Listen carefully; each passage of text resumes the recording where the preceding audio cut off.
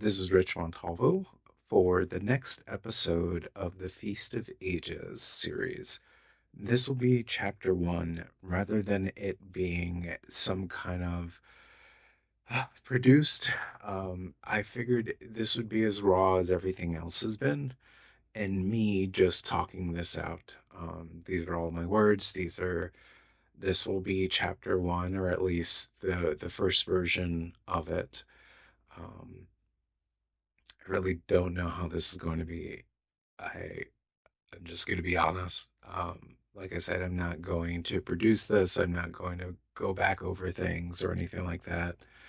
Um, I do have a fan on as well. So, like I said, this is not going to be some pristine recording of what my quote unquote future audio book will be. This is kind of a love letter to the creative process and me just doing the thing. I've been worried and trying to figure out how to record this for weeks now and making attempts at it, and it just not working because it was never not as perfect, quote unquote, as I would want a audiobook to be. And I realized this is an audiobook. This is a YouTube channel.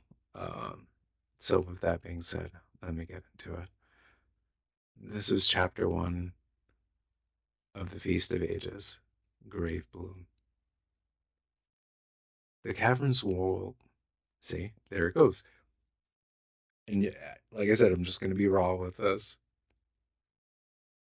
The cavern's walls were slick with millennia's worth of monster fluids that I tried to ignore.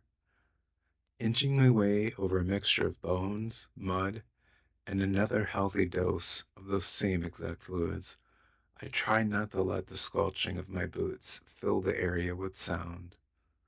Half a dozen alarms were going off in my head, and I continued to move past an empty set of armor that no doubt belonged to a former adventurer who hadn't taken heed of those same exact alarms that were probably going through their head. But I had a goal in mind, and nothing was going to stop me. I gave one last look to the ceiling of the cavern and the crisscross of roots that seemed to be fighting their way across the dungeon steps. This was my fight, one I had to make on my own. Gritting my teeth, I looked back at the small opening I was going to have to squeeze my frame into, and I just sighed. The gap was barely wider than my shoulders, which felt less like dungeon design and more like a personal insult. Pale roots twisted around the edges, slick with the same fluid that coated the walls. Somewhere beyond it, just the faintest glow seemed to pulse in the dark. It was no doubt Gravebloom, the mushroom I needed. According to the alchemy notes, Gravebloom only grew in places where rot and old magic had time to settle into each other, which was a poetic way of saying it grew in places nobody with a healthy relationship with survival was ever willing to enter. Unfortunately, I didn't have any kind of healthy relationship with that. Survival wasn't the thing I did. I was way too squishy for that, and I needed to help my friends with this potion. I lowered myself to one knee, sighed again, and pushed my pack through first in front of me. The stone scraped against the leather. I froze. The cave still stayed quiet around me. After a few seconds, I exhaled and pushed a little further until I could get into the hole right behind my pack. The crawl space was worse than it looked. The floor dipped sharply, forcing me to slide forward on one elbow while trying not to think about the wet drag of my sleeve against the stone. Every movement made some snoo Every movement made some new, intimate sound I wish belonged to someone else. By the time that sounds weird, I will fix that later. This is going to be the fun process as well. I've already had been editorializing and kind of going off script a couple times so far, but I'll release the text with this as well. But shh, let me get back to it. But by the time the tunnel opened up, I had mud on my chest, slime on my cheek, and a deep respect for any adventurer who died somewhere less embarrassing. The chamber beyond was wide and low, with roots hanging from the ceiling like veins. The floor sloped toward the center, where a mound of bones rose out of the mud. Not a pile, a damn mound. Miles Piles normally looked accidental. This looked collected. Ribs, skulls, cracked shields, broken blades, pieces of armor, and the long white shapes of things I decided I didn't want to identify, all leaned toward the center, as if the room had spent years slowly bowing to whatever slept beneath it. And there, tucked into the side of the mound, was a cluster of pale gray mushrooms with black veins running throughout their caps. Gravebloom, finally. I smiled despite myself. Then a small chime signed then a small chime sounded from the game, showing me that I had exactly done. I gotta fix that wording. A message appeared right afterwards. Hold fast 6. Where are you, man? I stopped moving. For a moment, the cavern felt even quieter than it had before. I looked at the message again, and then at the grave bloom, and then back at the message. I decided to reply. Out grabbing something. Sorry, change the page. A second passed, and then another. Hold fast 6. Grabbing something. It's going to be hard to kind of, because these are kind of text windows since it is older.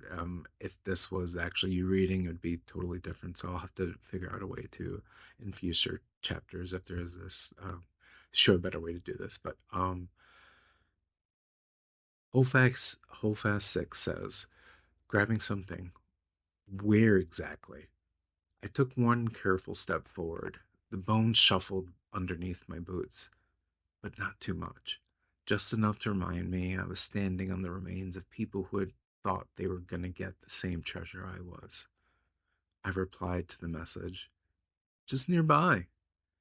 The reply came faster this time. Whole, from Fast 6. Dev, tell me the truth. See, that was never good. Mo only typed my name when he knew I was up to no good, especially when he knew I was up to doing something stupid, just like I was doing now. Another chime, this time from a different message. Dead angle. Why is Mo typing your name like a disappointed mama hen?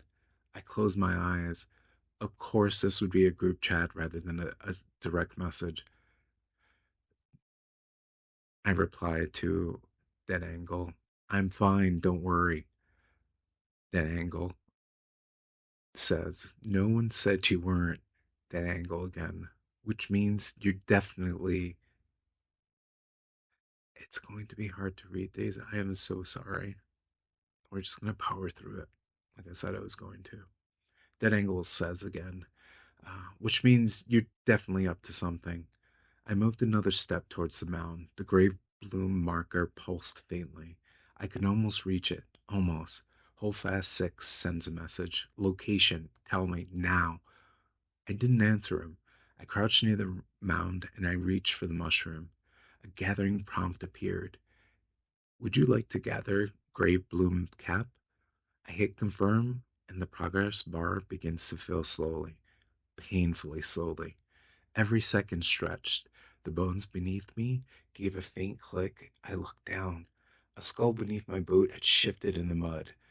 Not from my movement, but somehow on its own. Its empty sockets faced my ankle and then looked up at my own eyes. But the progress bar reached 40% and got my eyes towards it. Another message popped. Hold fast 6. You're in the Hollowmire lower ca- You're in the Hollowmire lower caves, aren't you? I stared at the text and then at the progress bar and tried to look at the skull again, but it wasn't there. 52% back at the progress bar. Dead angle messages. Oh my god. Dead angle again. He went mushroom shopping in the murder basement again. He knows he's gonna just wipe. The skulls. Suddenly the clatter of jaws of skulls happens around me.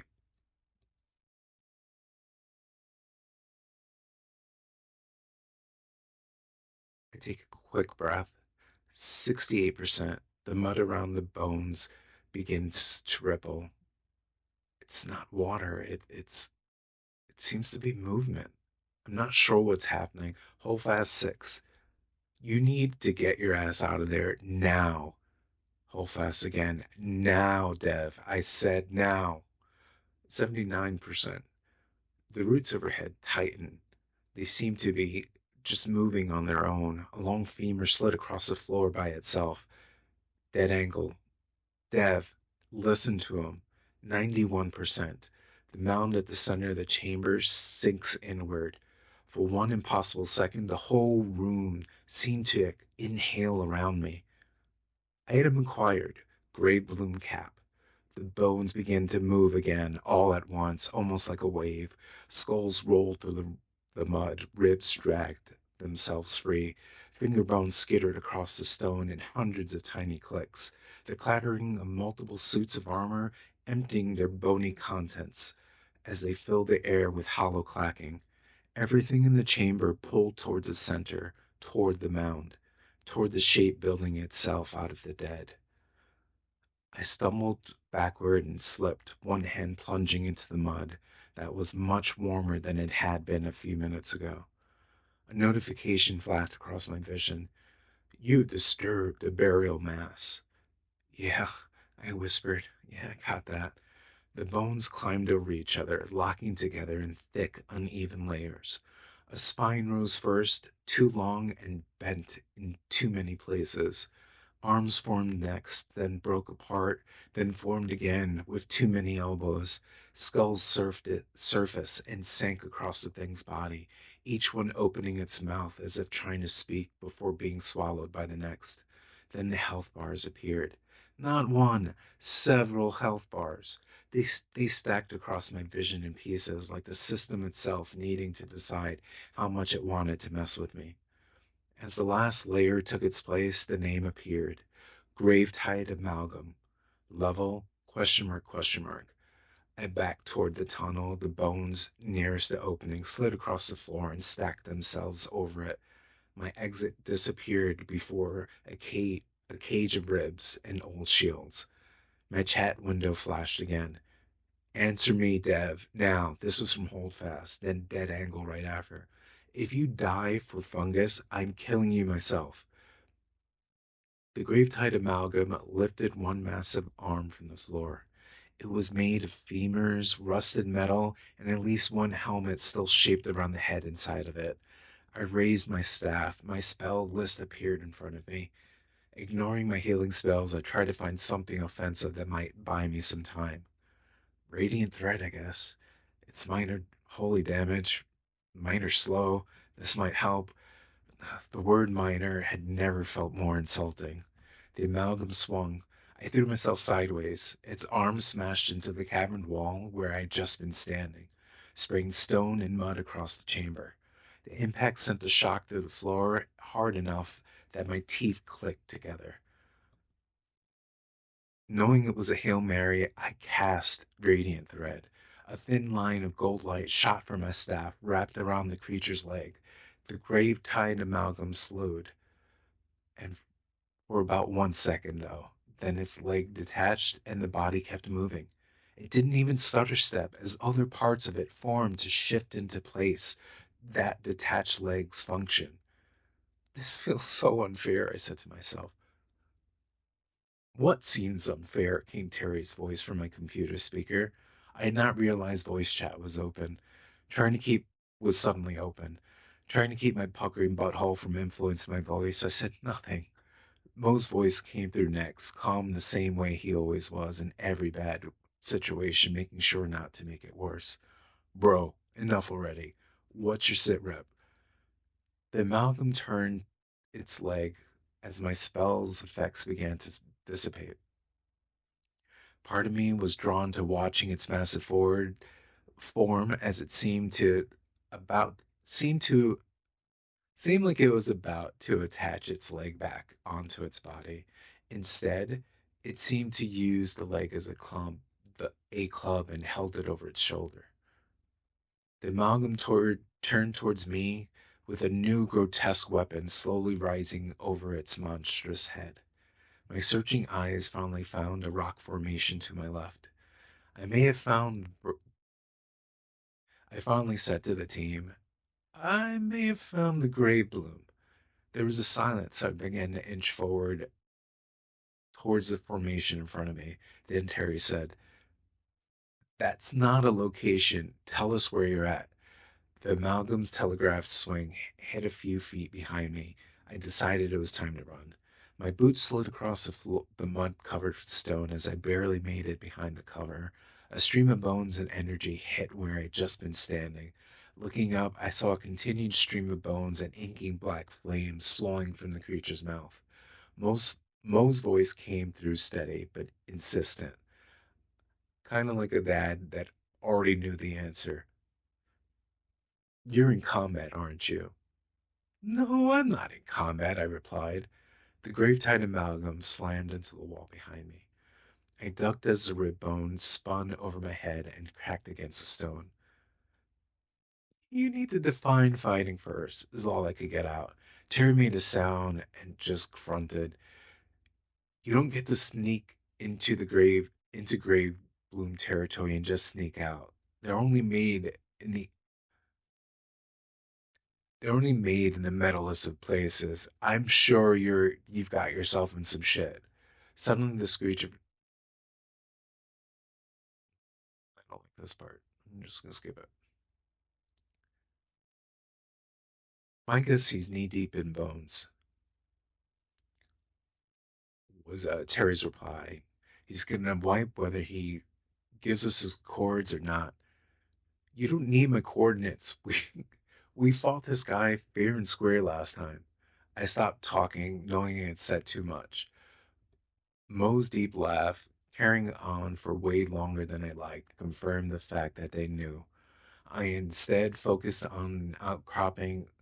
I focused on the outcropping that was the level above where I was. I could easily juke my way towards up the wall somehow, getting to that other level. Dev, I know exactly where you're at. Last time it was the three of us, and even then, it took us over an hour to slowly chip at its health bars. Come on, bro. His pleas his pleas filled my ears as I cast a light sphere spell close to the creature's eye sockets, knowing the brightness and life attack type spell would at least stack some damage and blind on the creature. I made my run up the wall, clambering as best I could. Mo continued. It's bad tactics to go in alone. It's even worse when you're a squishy band-aid like you. Hey Mo was all hurt I heard from Terry before I decided to reply on my own. Band-Aid? Dude, this Band-Aid is literally risking yourself in this cavern to make sure that you guys have the right buffs for that next run at the Baron. My bad, man. Seriously, seriously, seriously. Solo missions usually become recovery missions. Let us help you, was what came out of Mo as he got serious. Looking back at the screen, I saw the spell's effects wearing off in the amalgam. Finishing my run, I slightly I finally got onto ledge. And then I saw another message. Dead angle. Invite us D. Stop being a dumbass. Ignoring both them and Mo, I looked at my spell list and realized that my build really had made me a heal bot. Anything I use would just have extra damage due to the creature's weakness, but even then, it's just gonna be like he said, plinking at health bars that were way too big. Before I had a chance to choose a spell, a large shockwave of black energy radiated through me and splashed against the wall. Each pulse filled me with agony as it ripped through every fiber of my being before dispersing again. I didn't need to look at my health bar to know that in the red. Gasping for breath, I casted Heal Weave, bringing myself up enough to stand and look over the outcropping. The amalgam was now hovering a few feet above the floor of the cavern. I had somehow triggered one of its area attacks, and it looked pissed. I looked around the room and I couldn't tell where the exit was anymore, or where at least it used to be. Bro, I can literally hear you gulping for air as you shit yourself, was what Mo said out of my speaker. Give me a second. I need to drink.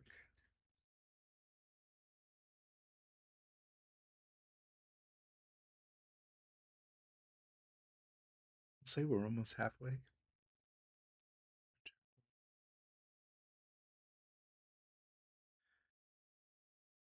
I hadn't realized I was doing exactly as I tried to weigh my options. Seeing the creature. I didn't realize I was doing exactly that as I was trying to weigh my options. Seeing the creature now slowly hovering in the room, I leaned further behind the rock cropping, casting another light weave to bring my health up a little more. Feeling the creature get closer, I just pulled the trigger and quickly invited them both. It took a few seconds for Terry's hooded assassin to appear first, with Moe's heavily armored Templar arriving soon after. Terry gave a laugh as they stared at the singed clothing and me shrinking behind a rock outcropping. 42%. You waiting to your health is that low to invite?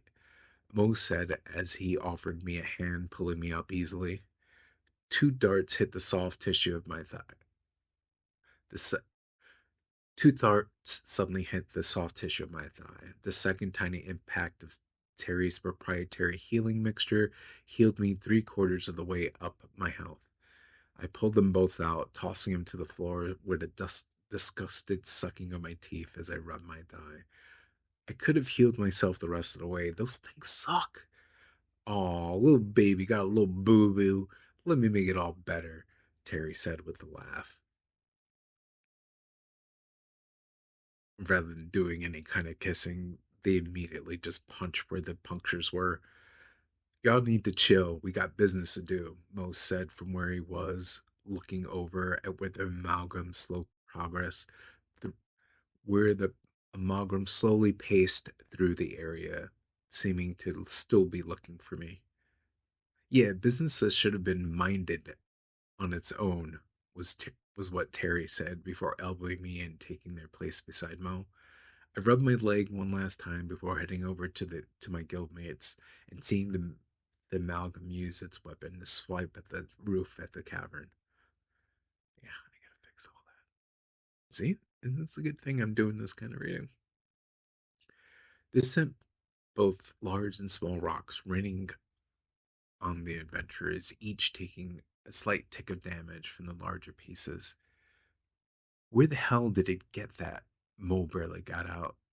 Looks like a damn bone scythe. That is badass, Terry said in almost awe. Hope you appreciate that thing as it shoves it right up our.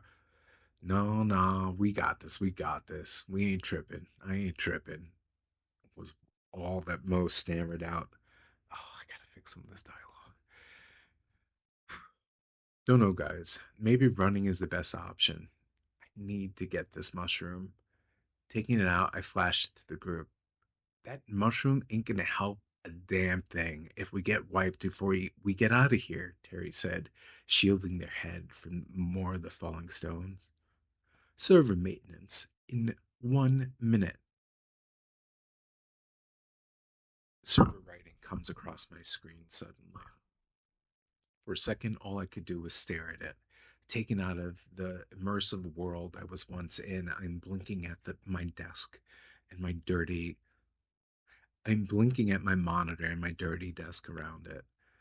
I bang my hand against my monitor. A whining no was all that it comes out into my microphone. I hear Terry, Terry kind of snicker at my whining. What's up, man? Uh, Server maintenance is all I can get out as my head just falls into my hands. Mo replies, how long? Shit, no. It just popped for me too. Why now? Why such a short window? I say whinily. Suddenly, pulses of that black energy filled the screen as the amalgam began its next attack. We all ignored it, continuing our complaining. This is some straight BS from the Evervoid peeps. How do they expect us to build any kind of hype for that next for for the convention if they're doing crummy ass server resets like this? Mo sighed to himself. Oh, I gotta fix this shit. Server maintenance in 45 seconds. We all sighed as the countdown continued. Y'all at least stay behind me. Guess we have to wait it out. It'll hopefully not count as a wipe or anything. Raising his shield, he stared up the amalgam, and you could see a few buffs suddenly make it various glows around his body and shield. While Mo was ready to take on the challenge, I was already out of it. My world was no longer in that cavern. Bony piles of debris were now replaced with the debris of unwashed clothes and forgotten projects. I sighed, moving my mouse to the side and grabbed my drink. What are you doing, Dev? Looking down, I could see my character was now running straight at the amalgam. Grabbing my mouse, I took control of him again. Sorry, sorry, sorry. It was already too late. The amalgam was now mid swing, and me being the only thing behind it in the cavern, I was it's now mid swing, and I was the thing that it was swinging at. Server maintenance has begun. I sat there staring at my reflection in the monitor. My hands were still on the keyboard. My heart was still beating out of my chest. The chat app pinged. Tell me you didn't just die. Another ping. If maintenance saved you from being a dumbass, I'm uninstalling. You deserve to die, was what Dead Angle replied with. I look at the screen, fiercely checking the game logs for the session, then at the dark reflection of my own face, then back at the chat. I typed the only honest thing I had. I got the mushroom. I'm pretty sure I did that. Mo didn't answer right away. Terry did. Dead Angle. You sure about that, buddy? A few seconds later, Mo finally typed. They're right. You won't know until you check your actual inventory once you actually log in. It's all hopeful until then. I leaned back in my chair and sighed, knowing he was right. Even if the logs didn't show I had died, it could all catch up and poof, empty pockets. I'm sorry I got you both into this, was all I could reply into the chat. The Gravebloom might still be in my inventory when the servers come back, I said to myself. The potion might work. Shuffling in my chair, I looked at the semi packed bag in the corner and decided it was time to do the last minute packing I'd put off for way too long. That was the part of my brain that was the part of my brain that I kept circling back to. Even though the rest of me knew I had no business feeling proud, I had gone alone. I ignored Mo. I have to fix that whole section. I ignored Terry. I had almost gotten flattened by the Gravetide amalgam. But I got the mushroom. Maybe? Pending whatever the servers decided to remember when they came back up, I guess. Stared at the maintenance screen for another few seconds before finally closing the client.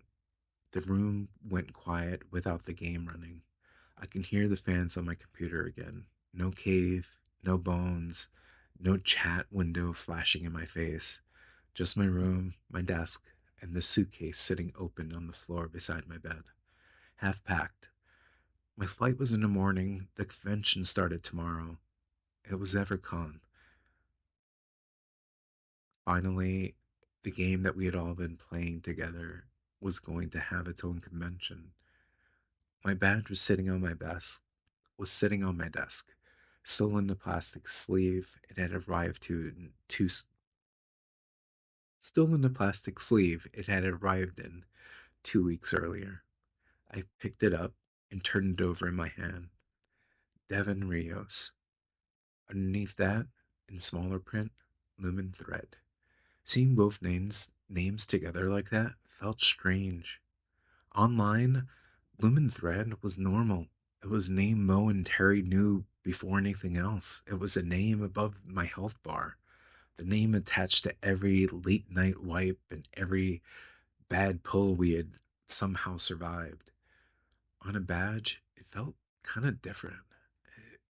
It made the whole thing feel closer than it ever had before. These weren't just people on the screen, these were soon going to be people in front of me. I slipped the badge back into its sleeve and set it back on top of my backpack. Then I picked it up again and put it inside the front pocket. Visible was not safe enough. I knew myself. A new message window blinked at the bottom of my monitor. I go over and see it's Holdfast. Terry says, "Don't stay up all night checking service statuses." I looked at the message, then at the maintenance screen, then back at the message. I wasn't, is what I reply. A second pass. Dev, Hol- this time it's from Holf. It's from Mo. Dev,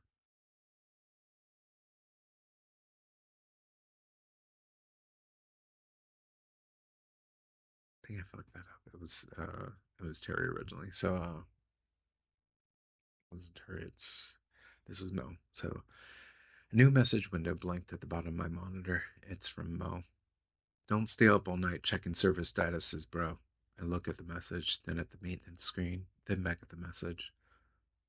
I reply, I wasn't. A second passes. Dev, come on, bro. You need to get to bed. Fine, is what I reply. Your flight good and all? I check the printed confirmation sitting near my keyboard. Yeah, it's an early flight. She gets to the hotel just after lunch.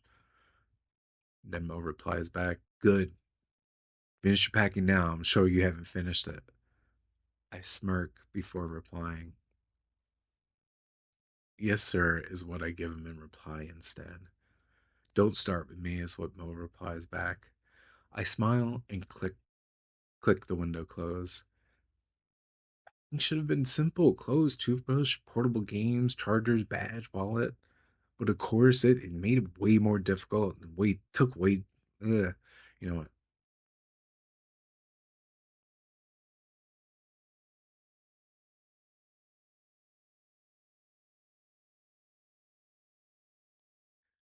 Skip this section. So I went through my checklist and got everything together: my clothes, my toothbrush, my portable games, my chargers, my badge, my wallet. So once I got everything together, piled up on my bed, I tried to make it as neat as possible, or at least as best I could. Shirts went into my bag first, then socks, then another pair of socks, because I had never once regretted having an extra pair of socks. I added the hoodie I wore during the longer raid nights. The hotel conference rooms were probably way too cold, and this is just me of making sure I would be prepared. On my desk next to the keyboard was a plastic card case. Inside were three cards in clear sleeves. They had started as old Evervoid tabletop games, the kind that came in the starter boxes before the game was even fully online. Those that older version. I found a stack of them at a used game shop, most of them bent at the corners or missing half the set they belonged to. But the three ones I had picked out, I had painted over. Each of the names now had new text boxes over, and I hope to make them look as close to the originals as possible. One of them was for Mo, the other one was for Terry, and the last was for me.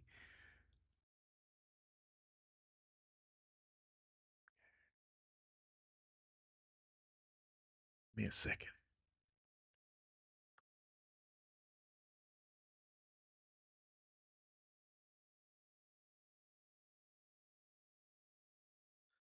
Should pause here for a second.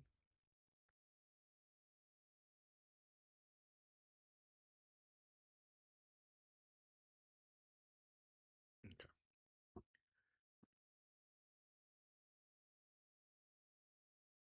I pulled each card from the box and checked them again. Even though I had already checked them each three times, I sat there and just looked at them. Mo's card was a Templar standing over a horde of slain creatures. His shield was raised and its sword was lowered as his shield was raised in a pose. I gotta fix it. Anyway, it's a Templar looking kind of like this. Um, Kind of in a Captain America pose, with its shield held high and a cascade of light kind of breaking around the shield. It felt right. Someone standing where everyone else needed him to be, holding the line. I slid it back into its sleeve and picked up my own. It was a light weaver card. It was a quieter card, though.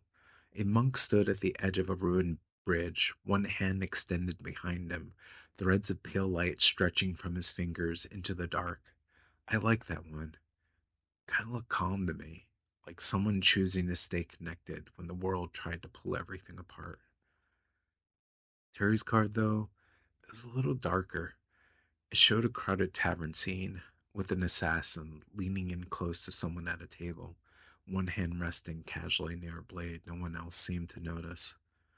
I'd almost picked a flashier card for them, something probably with like a little more blood or more motion or maybe some more obvious danger. But this one felt more like Terry, always ready for things to go sour, even if they were the cause of it.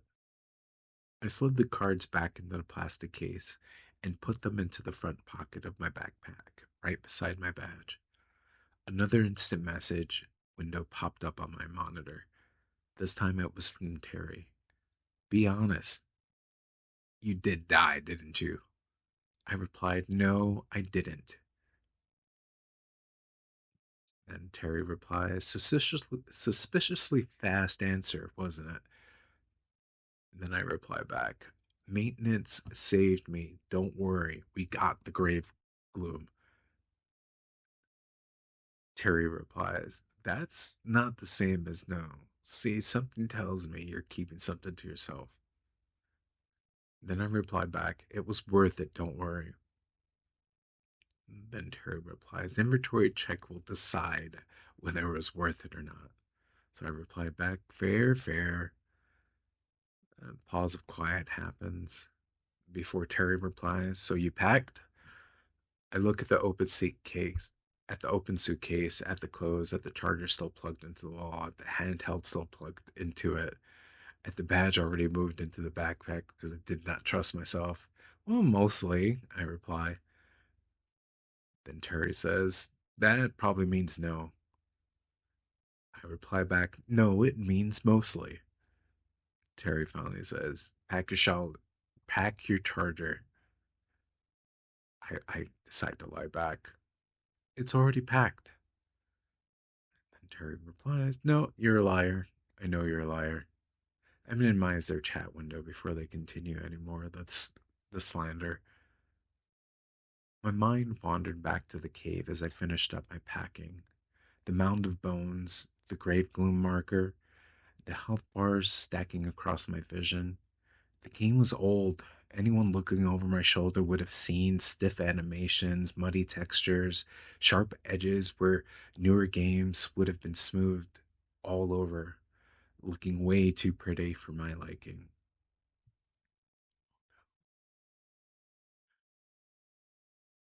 But that was never what I saw.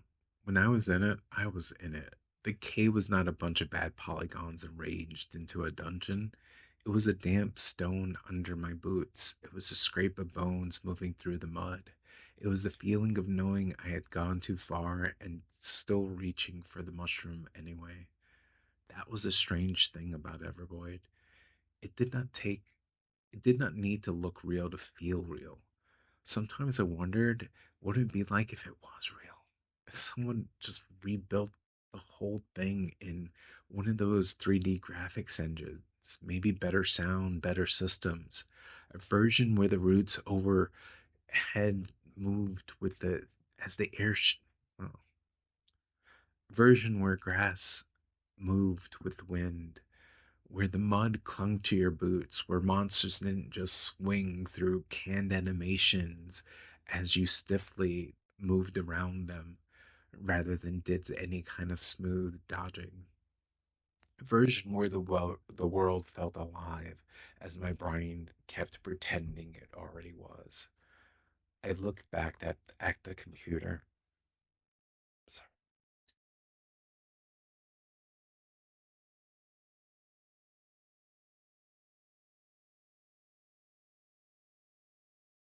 I looked back at the computer. The screen was dark now, but I could still picture the amalgam forming out of the mound. I could still hear the clatter of bones and Mo's voice cutting through my panic. Solo missions usually become recovery missions. He was right. Annoyingly right. Again. By the time I had finally had everything packed, the room looked worse than when I had started. But the suitcase was at least closed and done with. That counted. I placed the backpack right beside it, my bed inside, the chargers inside, cards inside, my wallet inside. I checked the wallet twice more.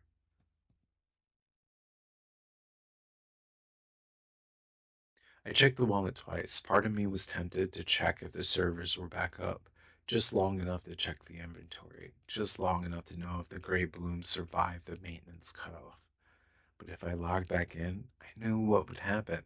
If the mushroom was there, I would start checking the potion recipe. If it wasn't there, I would start figuring out whether I could get another run in before I left for the airport. Nope. Then a message pops up. Hit the cot. It's from Mo again. Mo's message dinged from my computer, but I did not want to listen to Jiminy Cricket. I turned my monitor off. The room went dark except for the streetlight coming through the blinds. I sighed and got into bed. Tomorrow, I would fly for the first time, catch a taxi for the first time, check into a hotel for the first time, see a convention for the first time, see my friends for the first time. We had been playing together for years now. We had wiped together, argued together, stayed up way too late together, and built something that felt real before any of us had shared the same physical space. Tomorrow, they would not just be voices through my speakers. Holdfast, the Templar, would be Mo. Dead Angle, the assassin, would be Terry. And me, I'd be what? The spinning hamster wheel of self doubt began rattling through my brain. Lumen Thread was easy. Dev? Devin was harder. I knew who I was when someone needed healing. I knew who I was when Mo called for a shield. I knew who I was when Terry pulled threat and pretended it was all part of the plan. But tomorrow, there would be no party framing that. No health bars. No spell list. Just me, standing in front of people who had known me for years without ever seeing my face in person. I stared into the dark and listened to the computer fans start to wind down. Tomorrow I would meet my party. That's the end of chapter 1 of the Feast of Ages. I hope y'all like that. Like I said, it's super raw. I'm just gonna release this as is, but this has been Rich Montalvo. Thank you so much for listening.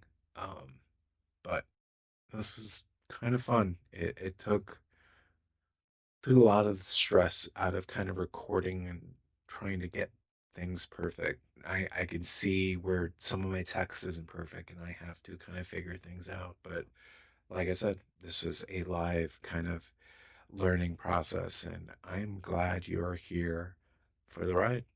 Thank you very much. This has been Rich Montalvo, and this has been the Feast of Ages. Y'all take care. Bye.